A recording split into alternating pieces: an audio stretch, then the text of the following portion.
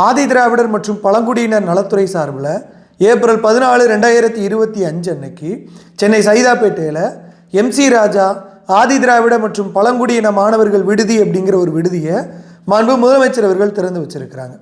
MC ராஜா அவர்களுக்கும் ஆதி திராவிட மாணவர்களுக்கான விடுதிக்கும் நெருங்கிய தொடர்பு இருக்குது. ஒவ்வொன்றா கதையை பார்ப்போம். 1923 கவர்மெண்ட் ஆஃப் மெட்ராஸ் என்ன பண்ணுறாங்கன்னா, பட்டியலின மக்கள் ஆதி திராவிட மக்களுக்காக ஒரு விடுதி கட்ட முடிவு பண்ணுறாங்க. ஜிஓ வந்து அக்டோபர் 24, 1923 வெளியிடப்படுது. முக்கியமாக அந்த விடுதியோட இன்சார்ஜ், அதை கட்டுறதுக்கான இன்சார்ஜ் யார் அப்படின்னா MC ராஜா அவர்கள் தான். டிசம்பர் 1, 1923 முதல் ஆதி திராவிட விடுதி கவர்மெண்ட் ஆஃப் மெட்ராஸால் திறக்கப்பட்டது. அதன் பின்பு MC ராஜா அவர்கள் அவருடைய நண்பர் பழனிசாமியோடு சேர்ந்து ஒரு ஆதி திராவிட மாணவர்களுக்கான விடுதி கட்டினார். அதை தாண்டி ஏற்கனவே இருந்த சைதாப்பேட்டையில் இருந்த ஒரு விடுதியை MC ராஜா மறைவுக்கு பிற்பாடு 1944 சூரியநாராயணமூர்த்தி அப்படிங்கிறவர் அந்த விடுதியோட பேரை MC ராஜா விடுதி அப்படின்னு பேர் மாற்றம் பண்ணார். சில இடங்களில் 1944 தான் MC ராஜா விடுதி தொடங்கப்பட்டது, சைதாப்பேட்டையில் தொடங்கப்பட்டதுன்னே இருக்கும்.